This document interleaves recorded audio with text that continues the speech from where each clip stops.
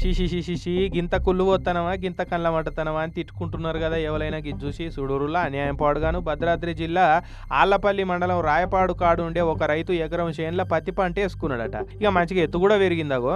కొన్ని వద్దులైతే కాయ వస్తుంది ఇక అనుకునే టైంలో చేనులున్న పత్తి చెట్లని ఏడి కాడ పీకిపోయిరట రాత్రికి రాత్రి వచ్చి. తెల్లారి చేనుల కలుపు తీద్దామని వచ్చిన రైతన్న చేనంతా చెట్లు పీకేసి ఉండు చూసిగా ఆయన గుండెవలిగినంత పని అయిపోయిందట. ఆన్నే పిడాత కూలబడి బొచ్చ కుదుకుంటే ఇడిచిండిగా. మా పిల్లలు కష్టపడితే ఇంత పంట వచ్చింది ఈ నెలలో. ఇప్పుడు దసరా సీజన్ వచ్చింది, దసరా వచ్చిందంటే దసరా నుంచి పత్తి తీసినాం. చూడండి కాయలు చూడండి ఒకసారి. అయితే ఈ రైతన్న చేను వేసుకున్న జాగా టేకులపల్లి ఫారెస్ట్ ఏరియా కింద వస్తుందట. పక్కా ఇది ఫారెస్ట్ వాళ్ళు చేసిన పనే అంటున్నాడు ఆయన.